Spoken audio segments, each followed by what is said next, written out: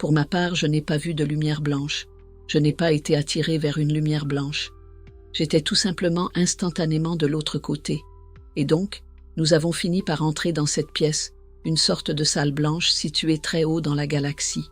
Ensuite, mes guides se sont rassemblés autour d'une sorte de table de conférence blanche, et je me rappelle qu'ils ont déroulé ce qui ressemblait à des plans.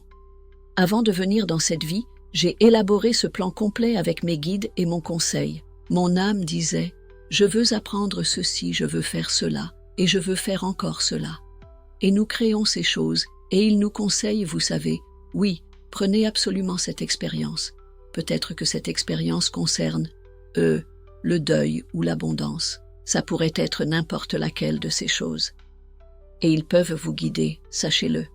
Votre vie précédente a été très difficile à cause du deuil. Vous n'êtes peut-être pas prêt à affronter le deuil de nouveau dans cette vie. Que diriez-vous de le repousser à une autre fois? Il y a un effort collaboratif dans la conception de notre vie pour ce que nous allons vivre. Pouvez-vous me parler du jour de votre expérience de mort imminente? Oui, donc, c'était lors d'une chirurgie de routine. J'avais beaucoup saigné à cause de mes règles, donc on devait faire une opération assez simple pour m'aider à ce moment-là. Et nous y sommes donc allés comme ça. Tout allait bien et c'était normal.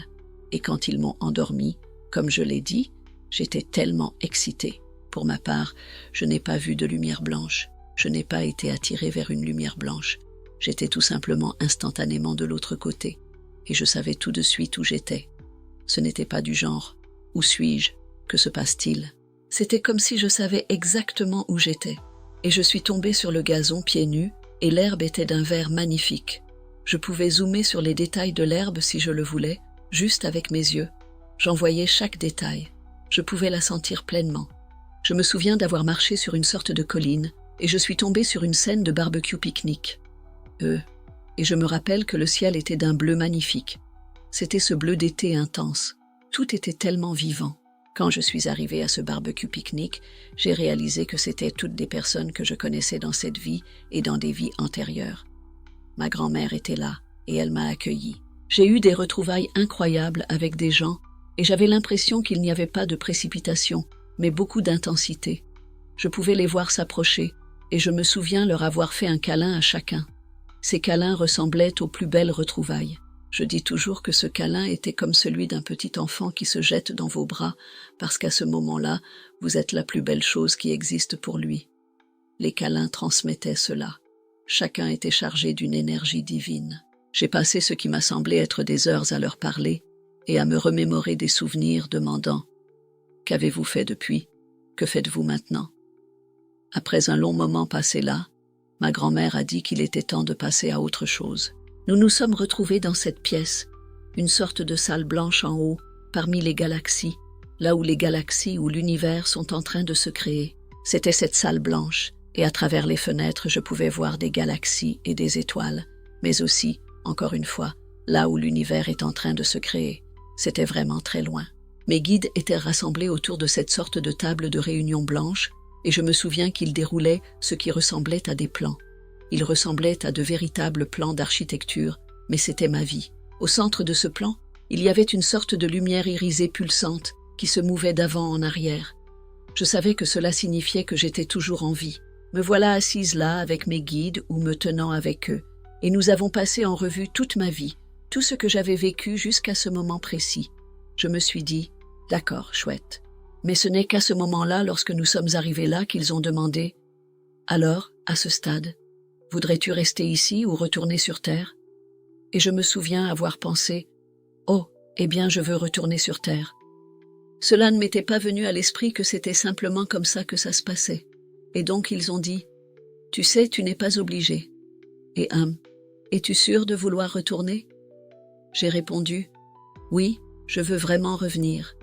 Je veux retourner auprès de ma famille, j'ai accompli des choses et j'aimerais continuer. » Et quand j'ai décidé que je voulais revenir, ce qui était intéressant, c'est que j'ai ensuite pu voir mon moi supérieur.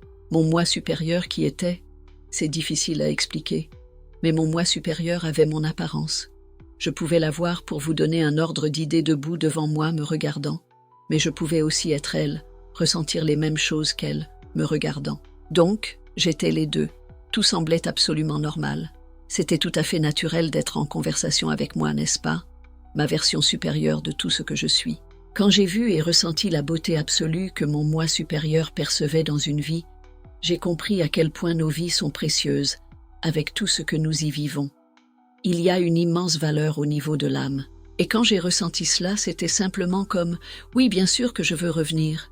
Je ne veux pas perdre ce que j'ai commencé ici. » Alors à nouveau, ils ont demandé « Es-tu sûr de vouloir rester? Ou préfères-tu retourner sur Terre? Ou veux-tu rester ici ?» Ils ont expliqué que si je décidais de rester, ce serait aussi simple que d'appuyer sur un interrupteur et j'aurais juste une crise cardiaque sur la table. À aucun moment je ne me suis dit « Non, non, non, ne fais pas ça ». Il n'y avait aucune peur. C'était comme si j'avais tout le temps du monde pour décider, mais je savais aussi au plus profond de moi que non, je veux retourner. Ce qui était intéressant, c'est qu'à ce moment-là, ils m'ont montré le reste de mon plan de vie. Je ne peux pas dire exactement, car dans ma mémoire, je ne peux pas voir combien de mon plan nous avions parcouru. Était-ce 30 centimètres sur ce papier? Était-ce 20 centimètres? Je sais que la partie restante faisait environ 15 ou 20 centimètres, mais je ne peux pas. Je ne sais pas à quoi le comparer, car je n'ai pas gardé ce souvenir.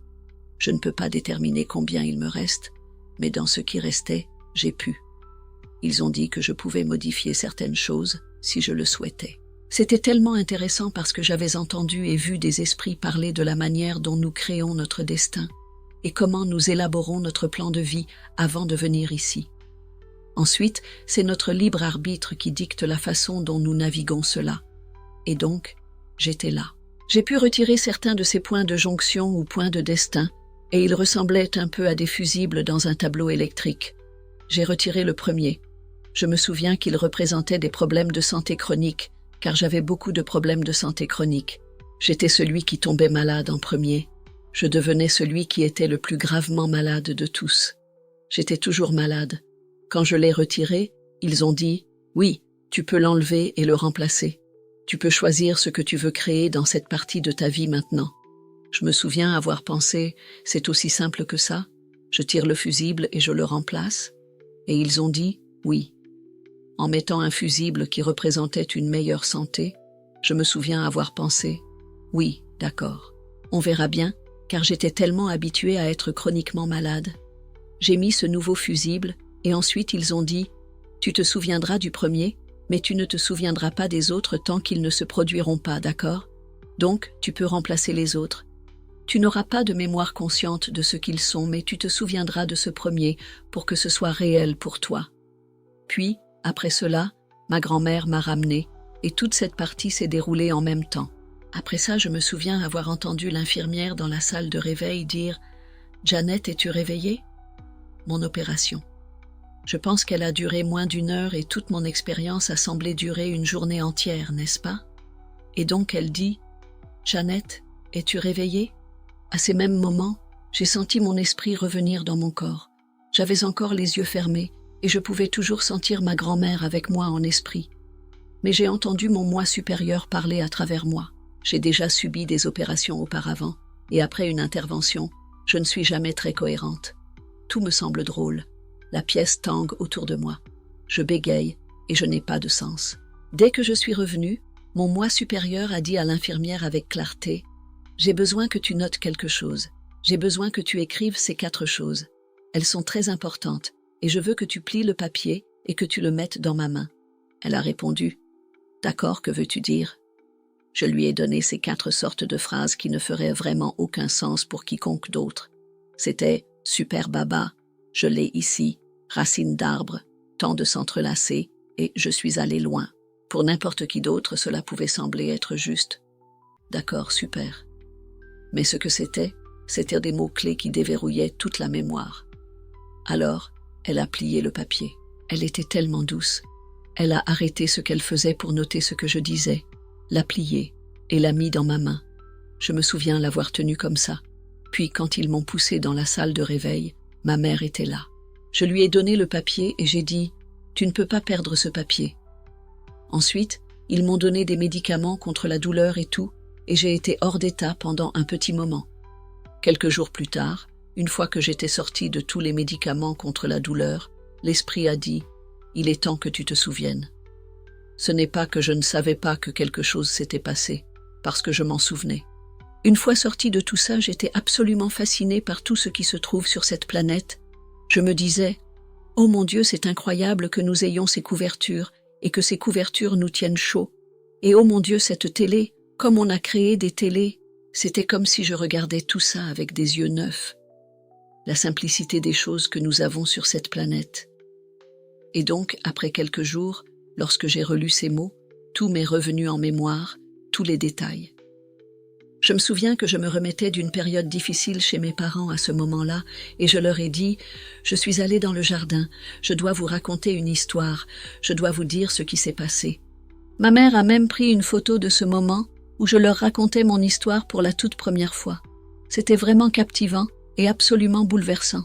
L'une des choses sur lesquelles j'avais convenu avec mes guides quand j'étais de l'autre côté, c'était que si je revenais, je ferais en sorte de partager mon histoire, de m'exprimer à ce sujet et de discuter de ce que j'ai appris de l'esprit afin d'aider les autres à comprendre. Ce n'est pas pour convaincre qui que ce soit de quoi que ce soit, c'est simplement pour aider les gens à apprendre et à voir ce qui résonne en eux.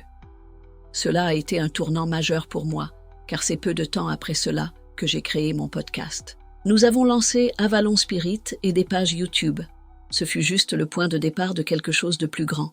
C'était très transformateur, mais en même temps, aussi incroyable et bouleversant que cela ait été, ma perspective n'est plus la même depuis. C'est juste différent. Je perçois la souffrance autrement. Cela a apporté tellement de magie dans ma vie d'avoir vécu cela. Même si j'avais déjà pratiqué beaucoup de médiumnité auparavant, il m'a fallu une année, voire plus, pour m'acclimater à la vie humaine et à la densité ici, après avoir été dans cette énergie de l'autre côté. L'énergie là-bas est simplement une pure béatitude et harmonie. Ce n'est pas une béatitude excessive comme on pourrait l'imaginer sur cette planète. Lorsque nous pensons à la béatitude, nous imaginons une joie absolue, rien de mieux, c'est presque trop. Là-bas, c'est plutôt un équilibre, tout est en harmonie. Quand on revient sur cette planète après avoir expérimenté cela, c'est très difficile d'être ici avec la densité, les émotions, la tristesse et la souffrance. Il m'a fallu un certain temps pour vraiment comprendre d'avoir vécu cette expérience et comment redevenir pleinement humain. Car cela m'a aussi enseigné la perspective de l'esprit et de l'âme. Cette perspective est celle de l'équilibre et de l'harmonie. Donc, lorsque nous acceptons de venir sur cette planète et de vivre des expériences, nous les observons depuis cette perspective et ce que nous en retirons. Mais ensuite, la perspective humaine ici est celle qui doit faire face à la densité, à la souffrance et à tout le reste. Il m'a fallu un certain temps pour comprendre comment ces deux éléments s'intégraient dans mon monde, surtout après avoir vécu une expérience aussi indéniable. Merci beaucoup de partager tout cela, et j'ai encore tellement de questions pour vous. Quelle expérience fascinante! La première question que j'aimerais poser est vous avez mentionné que vous percevez la souffrance différemment. En quoi cela consiste-t-il? Oui, c'est très délicat, n'est-ce pas? C'est tellement délicat parce qu'on ne peut pas simplement généraliser sur la souffrance et s'en contenter. Ce que je veux dire, c'est que, par exemple, dire que tout arrive pour une raison, donc ne soyez pas trop triste, n'est-ce pas? Cela nous fait ressentir cela, n'est-ce pas? Si tout arrive pour une raison, alors nous devrions croire que tout arrive pour une raison. Alors d'accord, cette souffrance que je traverse, que ce soit la perte de quelqu'un, une maladie que vous traversez ou quoi que ce soit d'autre, devrait être acceptable. Mais il y a un aspect très humain à l'expérience de la souffrance, n'est-ce pas?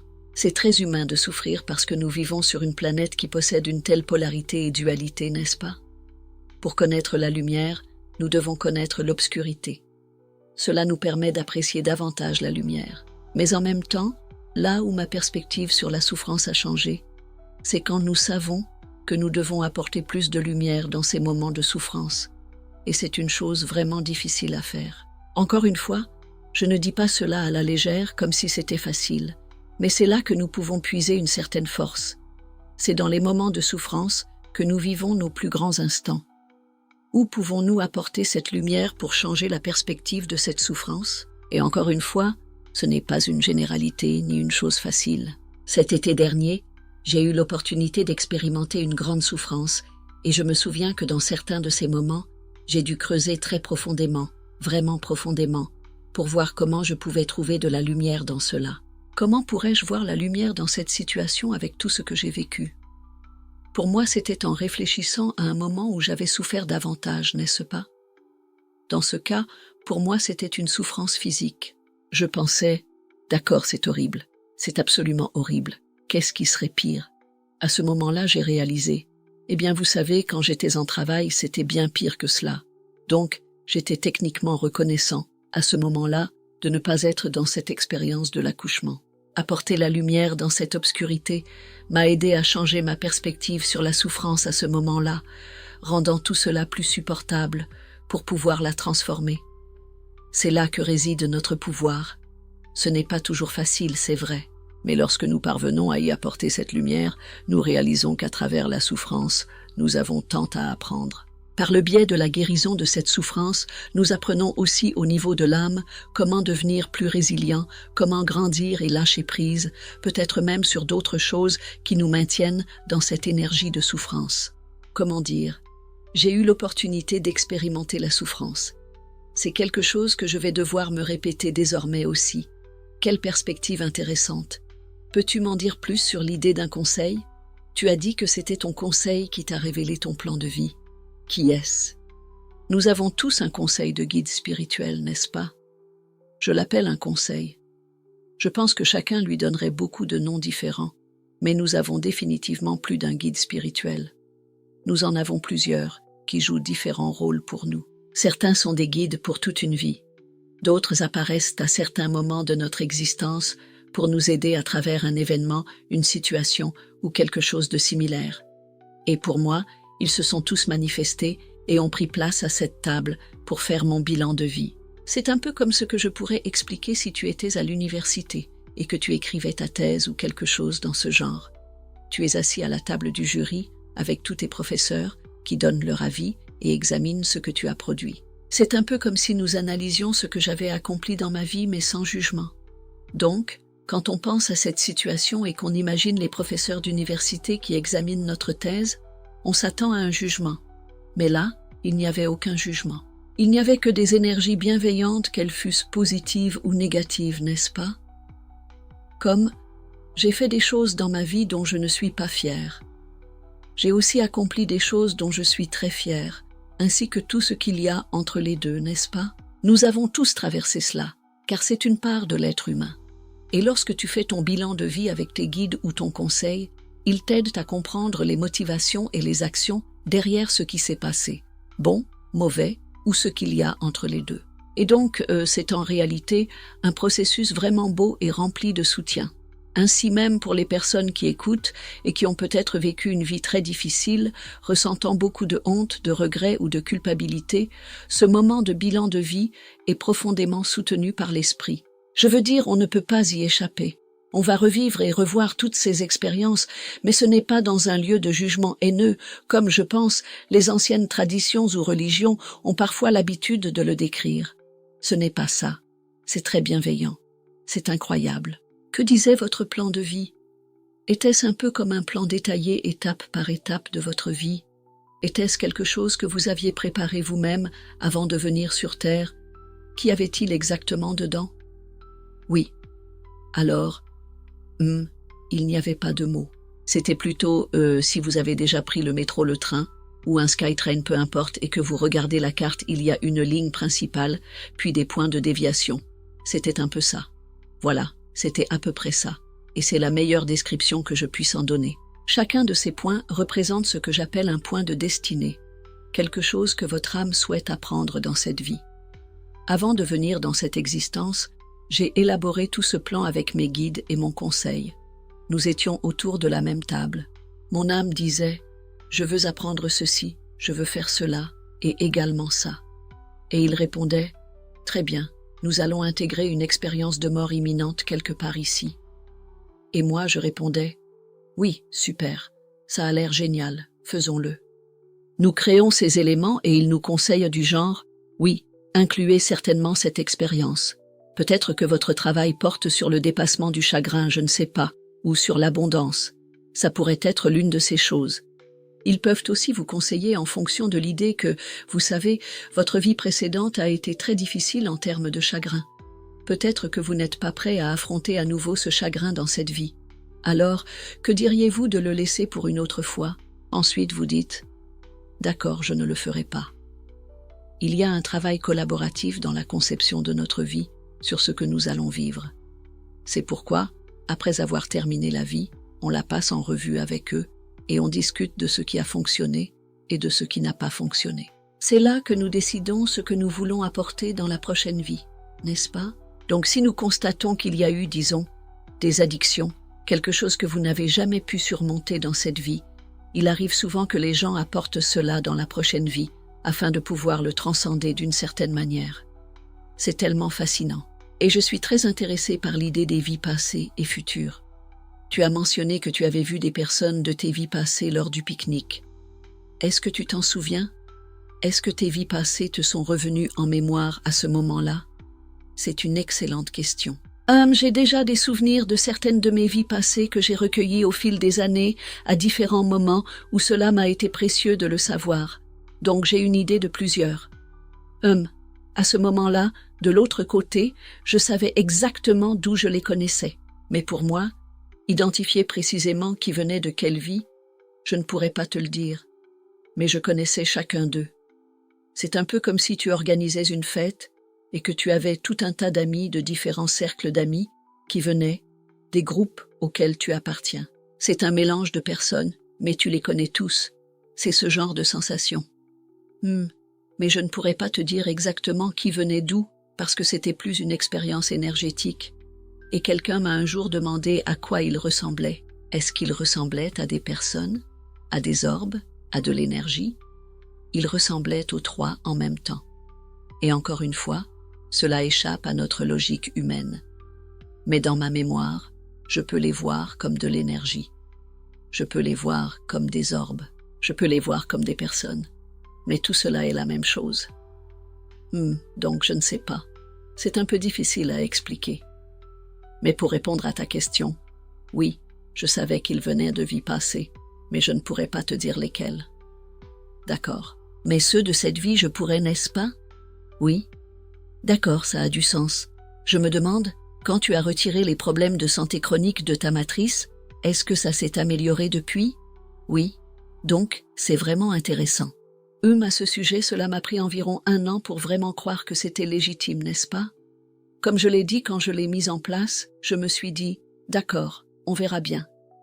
Et j'étais tellement surpris de voir que je ne tombais plus malade tout le temps. Ça veut-il dire que je ne chope plus jamais un rhume maintenant ou quoi?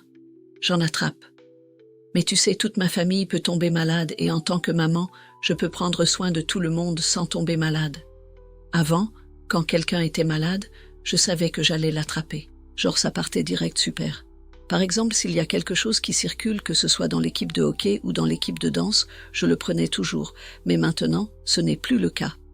Ma résilience maintenant est vraiment intéressante à observer. C'est très très différent de ce que c'était avant. Et j'adore ça. Ça m'a pris, comme je l'ai dit, j'ai mis 1 an à vraiment comprendre que j'étais dans une énergie différente de celle que j'avais avant. Mais je veux vraiment souligner que ça ne veut pas dire que je ne peux pas tomber malade, Parce qu'une partie de ma souffrance l'été dernier, c'était, j'ai eu une autre opération, qui apparemment faisait partie de mon plan. Mais j'ai fini par avoir une infection après, et ensuite mon foie a cessé de fonctionner. C'était une série d'événements, basés aussi sur des choix de libre arbitre, ce qui est une toute autre histoire. J'ai dû passer par cette souffrance, et c'était très difficile pour moi parce qu'au début, je me disais, je pensais qu'on était d'accord. Je pensais avoir éliminé cette souffrance chronique, et mes guides étaient très clairs. Ils m'ont dit, ce n'est pas une souffrance chronique, c'est une souffrance liée à des choix de libre arbitre. Ils m'avaient encouragé à faire l'opération 1 an avant, et j'avais dit, non, je suis trop occupée. Je veux faire ci, ça et ça, ce qui aurait épuisé mon énergie corporelle. Encore une fois, c'était une belle révision de ce que j'avais changé dans mon plan, comprenant mieux et réalisant qu'encore une fois, à travers cette expérience de souffrance et d'infection cet été, mon corps est quand même très résilient. Donc c'est juste, quand je parle d'opportunité dans la souffrance, ce n'est pas dit à la légère ou sans douleur, mais c'est dit d'une manière où, quand on a cette perspective, on peut vraiment tirer beaucoup plus de l'expérience. On peut voir au-delà de la simple souffrance et commencer à comprendre pourquoi ou à quoi cela est lié.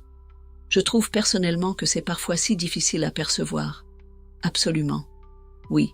Je suis sûre que c'est pareil pour tout le monde. Tu as dit quelque chose de vraiment intéressant sur le libre arbitre.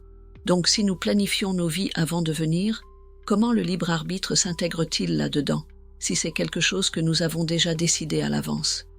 Oui, c'est une excellente question. Alors le plan est votre plan de base pour votre vie, n'est-ce pas? Mais c'est votre libre arbitre qui détermine comment vous naviguez dans ce plan. Pas vrai?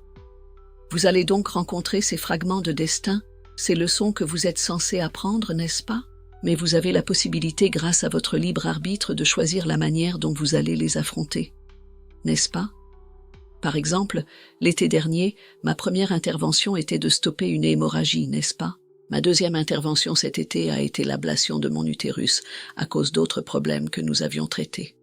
C'était vraiment le bon moment. Pour faire court, cela m'a beaucoup soulagée. Bien que cela fasse partie de mon chemin, et que j'ai vécu une belle expérience lors de cette opération, ce n'était pas une EMI, mais une autre expérience. Bien que cela ait fait partie de mon parcours, mon libre arbitre a déterminé comment cela allait se passer. Et donc mes guides, comme je l'ai dit, m'avaient conseillé « Vous devriez vraiment vous occuper de ce point de destin au plus vite. » Mais mon choix, grâce à mon libre arbitre, a été « Non, non, je ne vais pas le faire tout de suite. Je vais en fait le repousser parce que j'ai ceci et cette activité de danse que je tiens vraiment à faire. Ça va prendre 1 an. Je le ferai après. » Et ils ont dit « Cela va vraiment peser sur votre corps. Vous devriez vraiment le faire plus tôt. » Encore une fois, c'est là qu'ils essaient d'aligner mon plan avec ce qui se passe. Mon choix a été « Non, non, je vais attendre. Je peux gérer ça. Je peux surmonter cela. Ça va aller. » Donc, mes décisions de libre arbitre ont conduit à une récupération bien plus longue que ce qu'elle aurait pu être, parce que c'est ainsi que j'ai choisi de gérer le plan. Nous vivons donc ces expériences à différents niveaux chaque jour, n'est-ce pas?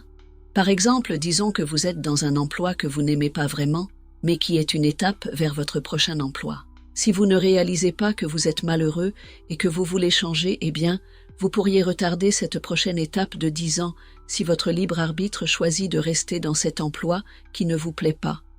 Ou votre libre arbitre peut décider de dire « Vous savez quoi? Ça ne me correspond pas. Je vais chercher autre chose maintenant parce que je suis prêt à avancer. » C'est ainsi que nous pouvons orienter les choses. L'esprit décrit le plan comme une rivière. La rivière serpente naturellement.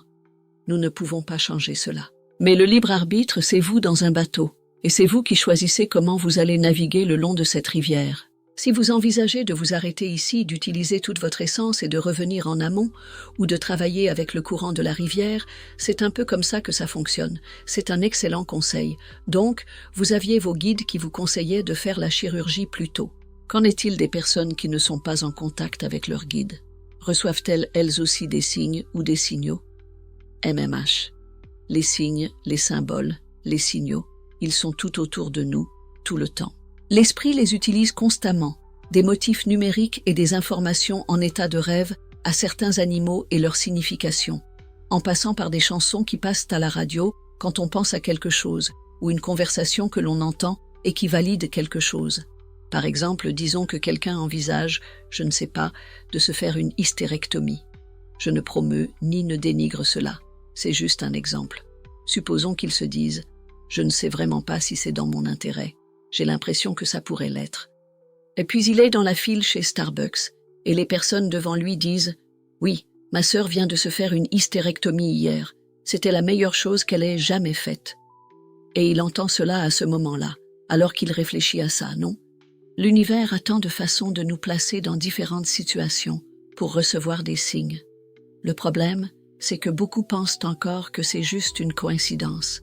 Et donc, ce que je recommande toujours aux gens, c'est que si vous cherchez des signes et des symboles de vos guides, demandez-leur de venir en série de 3, d'accord?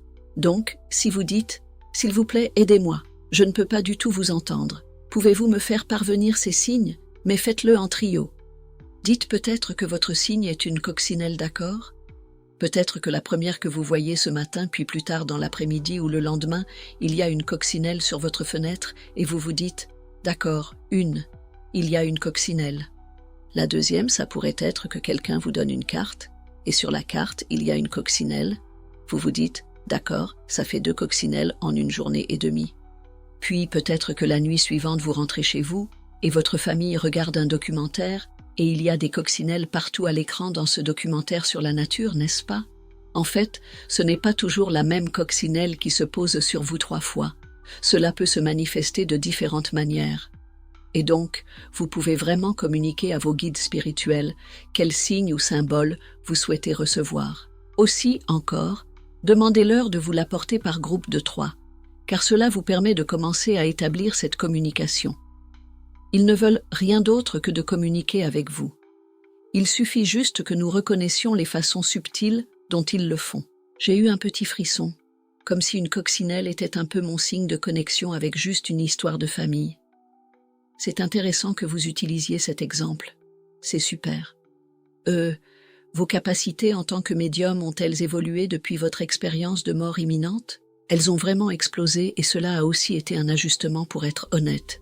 Ce à quoi je pouvais accéder, les royaumes supérieurs que je pouvais atteindre, ou où je pouvais voyager astralement, et le niveau de conscience qui descendait pour que je le traduise, était énorme. D'accord?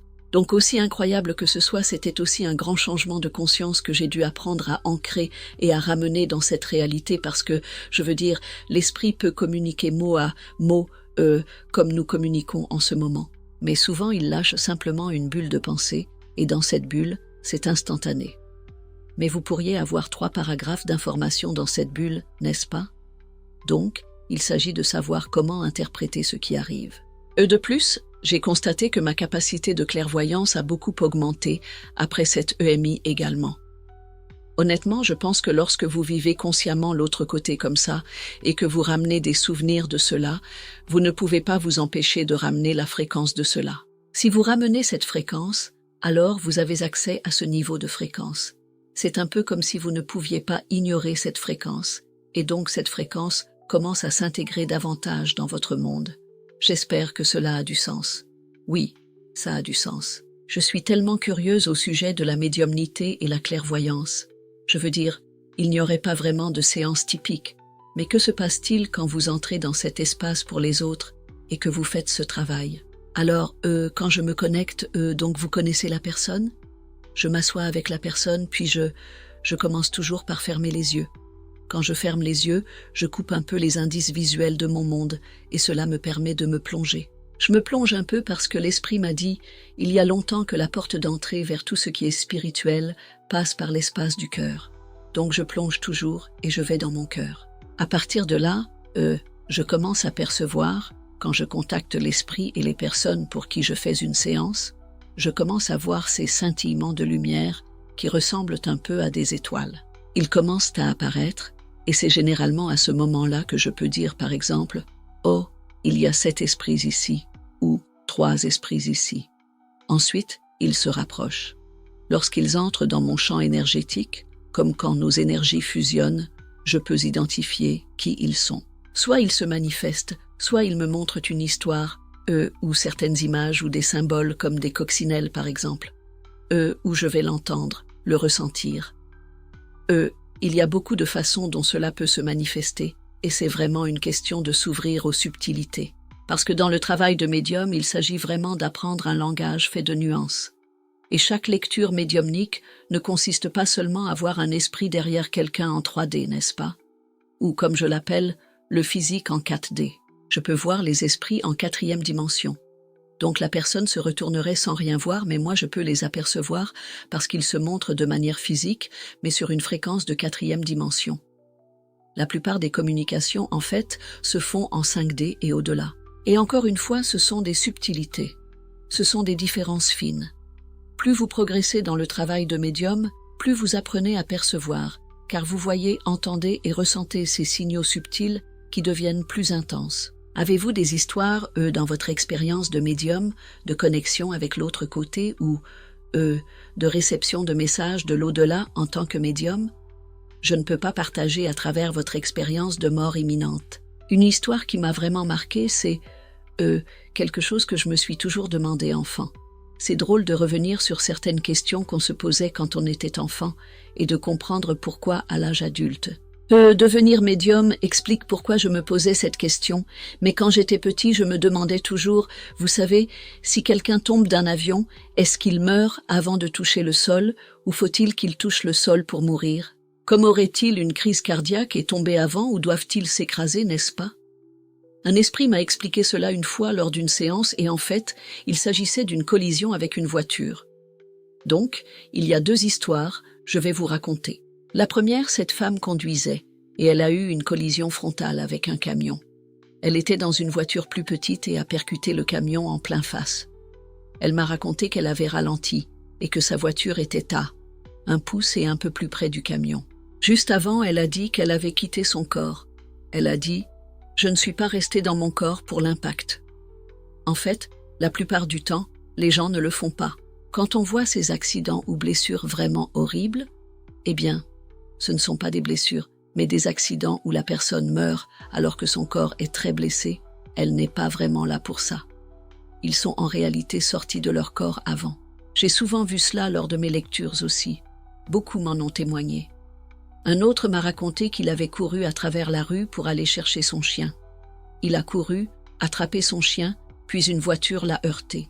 Son souvenir était qu'il avait traversé la rue, puis continué de courir pour aller chercher son chien. Et il s'est dit « Je n'arrive vraiment pas à attraper mon chien. Je ne peux pas le soulever. » Et il a ajouté « Quoi ?» Puis il s'est retourné et s'est rendu compte qu'il avait en fait été percuté par une voiture et qu'il était à terre. La transition de la vie éveillée à la mort, l'esprit souhaite qu'elle soit aussi fluide que possible, avec le moins de douleur possible.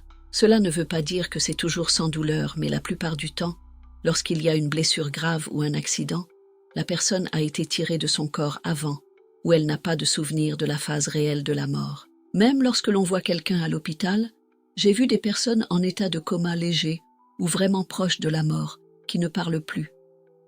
Leur corps peut émettre des gémissements et ils semblent souffrir.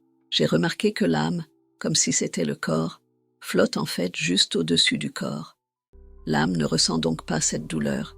C'est une réaction physique qui se produit.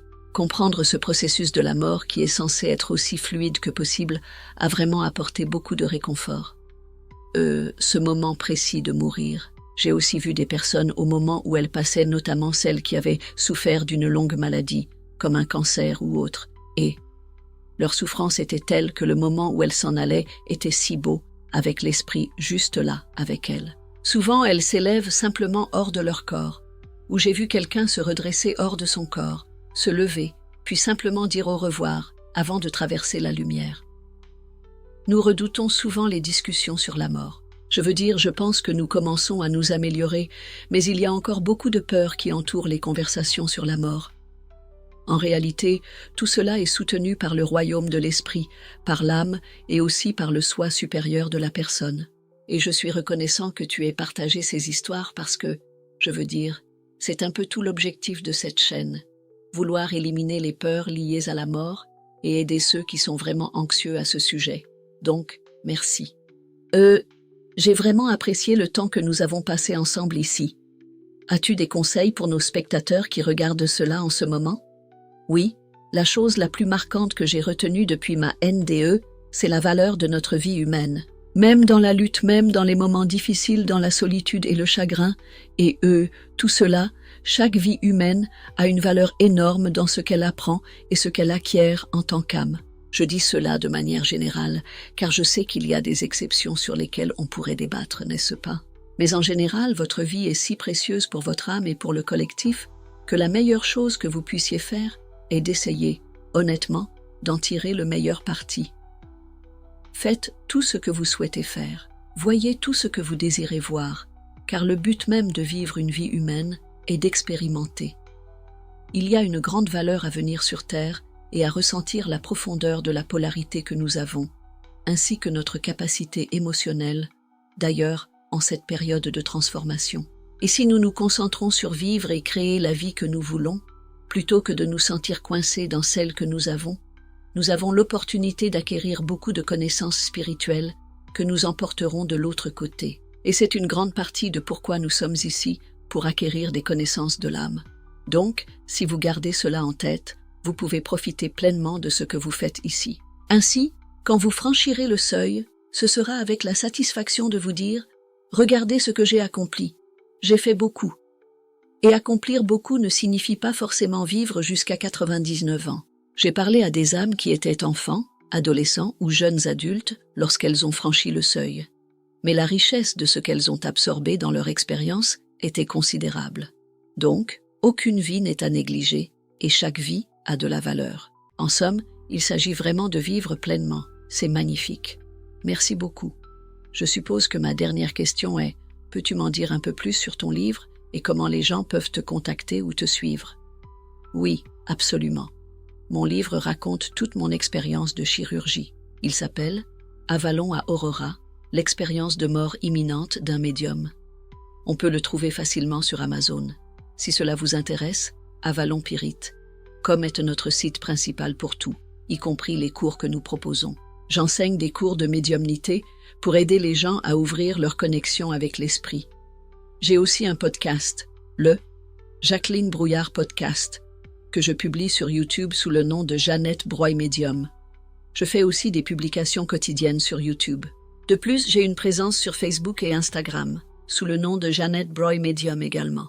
Je suis donc très active sur les réseaux sociaux partageant des conseils, des idées, des messages canalisés, des messages spirituels et même des tirages de cartes, bien que je n'utilise pas de cartes lors de mes séances de médiumnité. Mais l'esprit m'a dit « Partage des messages à travers les cartes, car tout le monde peut retirer quelque chose des images. » Il y a donc beaucoup de choses que je fais maintenant parce que, encore une fois, j'ai accepté cela en revenant de mon EMI. C'est génial. Eh bien oui, je suis très reconnaissante que tu aies fait cela. C'était une conversation incroyable. Je te remercie beaucoup. Merci de m'avoir accueilli. Merci beaucoup d'avoir regardé cette vidéo sur TNH Afterlife. J'apprécie vraiment tous nos spectateurs incroyables et tous les commentaires formidables laissés sur nos vidéos. Si vous avez aimé cette vidéo, en voici une autre qui pourrait vous intéresser. Et si ce n'est pas encore fait, n'oubliez pas de vous abonner à TNH Afterlife. Merci.